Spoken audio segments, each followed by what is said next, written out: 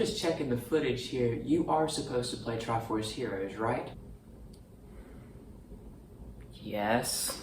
Well, then how come it's not in the montage? You're supposed to play Triforce Heroes. You made the bet with your cousin. Look, do we have to talk about this right now? I'm trying to play Captain Toad Treasure Tracker. Like, it's an awesome game. I love finding treasure. I know you want to wait and put it off, but it's better just to get it done and over with. I know this is episode 4, and you're playing Four Swords Adventures. Why not include it, since it kind of plays the same? Look, I told you I will get it done. I just really don't think now is the right time. Okay, well, we have to cover it. Just go ahead and get it over with, man. Make your cousin proud.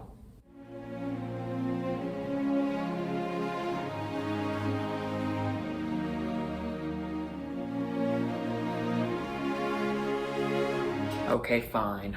Alright, good. Roll the intro again.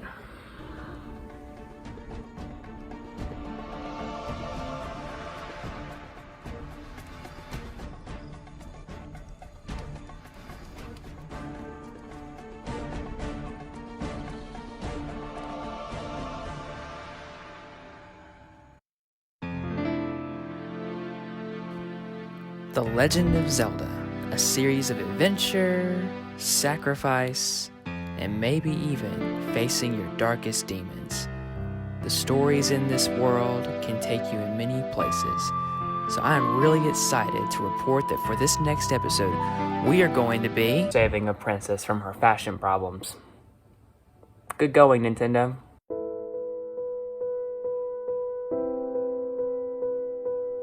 Alright guys, here we are, episode 4, and I have it right here on my 3DS. I'm fixing to start Triforce Heroes. This is going to be, I don't know how this is going to go. I'm excited, I'm at the same time nervous because I have not been enthused about playing this game at all. And so hopefully I come out finding some positive things about it, but I'm gonna be quite honest. I'm not ready for this. Here we go. For those who don't know, in the last episode, me and my cousin raced through Wind Waker, and I lost big time. Are you serious? And the price was, if I lost, I had to play through Triforce Heroes. It's the one Zelda game that I had not planned on doing for this marathon because I just don't really find it that much of appealing. The story to me is not that appealing, but as a result of me losing, I'm going to have to play through this game. But it will not be the only game I play through this episode.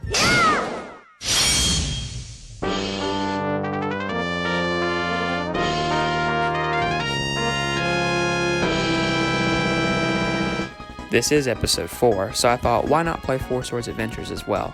This game was a lot of fun, and I am really excited to revisit it again. So, to get things started, let me set the scene.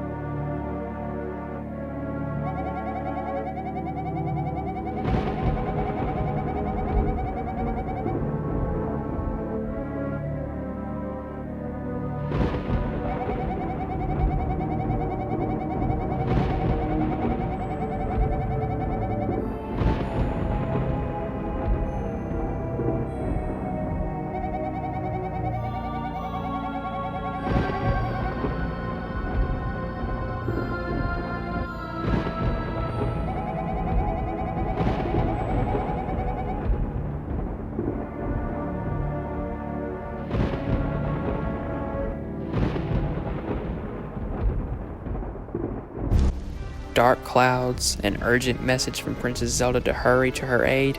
Now that is how you begin a game. Let's see how Triforce Heroes begins.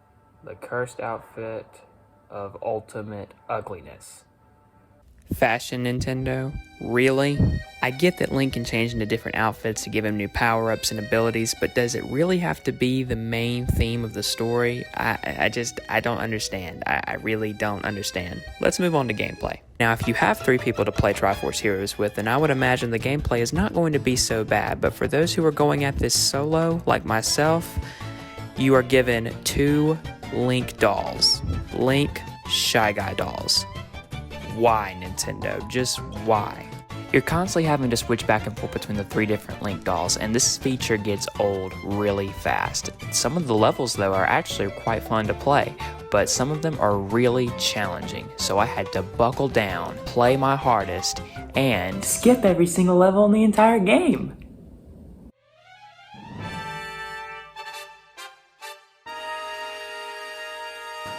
intimidating foe, right? But if you find him too intimidating or too hard, guess what? There's fairies on the bottom screen, and if all you gotta do is just tap it, and you can skip the boss. So that's what I did for every single level that I found difficult. I just skipped them all the way to the final boss, and it was glorious. It's like the game saying, I can't wait for you to get this done either.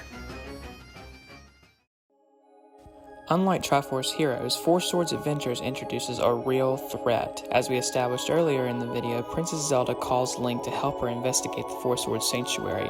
After the Six Maidens open a portal to the sanctuary, they are mysteriously kidnapped by Dark Link, and as it turns out, the villain Vati has returned. After Link obtains the Four Sword, Vati uses his power of wind to take out the hero and his 3 allies, and after making a brief appearance and a menacing laugh, Vati vanishes to carry out his evil plan.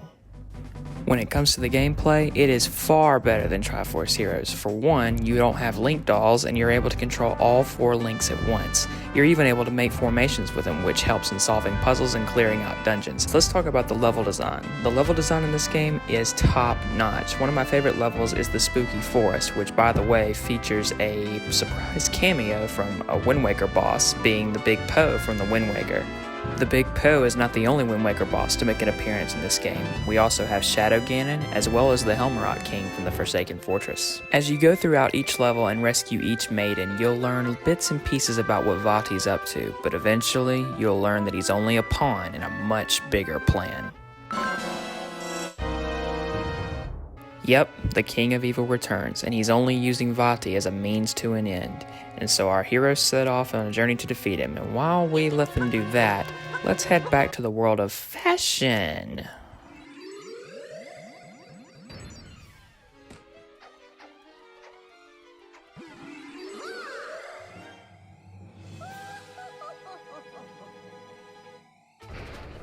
Believe it or not, what you are looking at is the final boss of this monstrosity. That's right, no Ganondorf, no evil king, a fashion style queen. That is what you're defeating in this game.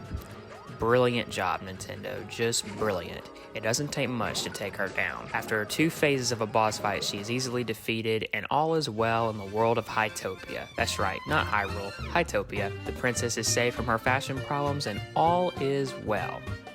I'm going to be straight up honest. This game is a Four Swords wannabe at best. This game has no engaging story. This game has gameplay that is very questionable.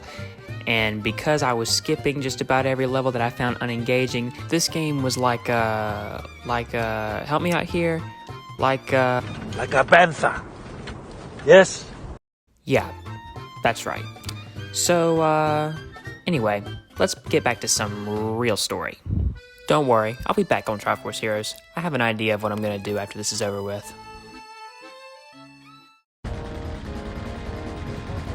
High in the clouds above and inside his fortress of darkness, Vati awaits Link and his 3 allies, and a fierce battle ensues. But it doesn't take long before the true evil finally shows his face.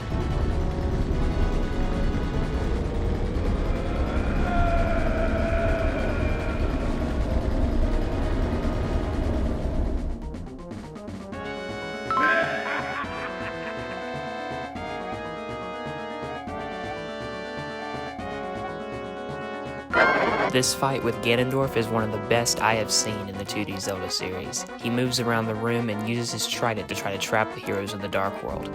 This fight challenges you to use everything you've learned throughout the game. All your formations and special skills you've learned all pay off in this very moment as the heroes face off against the King of Evil. But with the help of Zelda and the 6 Maidens, Link is finally able to seal Ganondorf away in the Four Sword. And all is well, and peace returns to Hyrule, finally.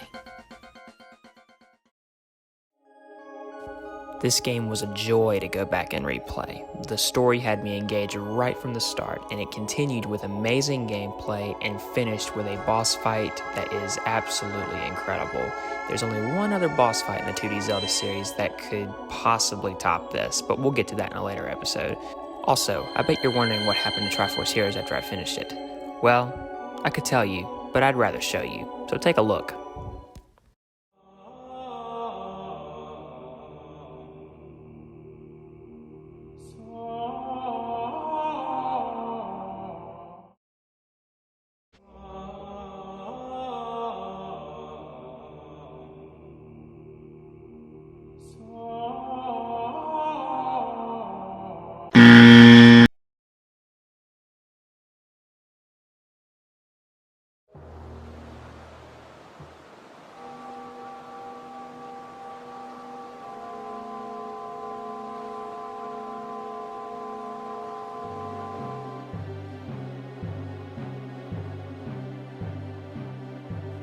The Wind Waker story continues with Phantom Hourglass, and while Ganon may indeed be sealed underneath the Great Sea, a new evil is about to arise.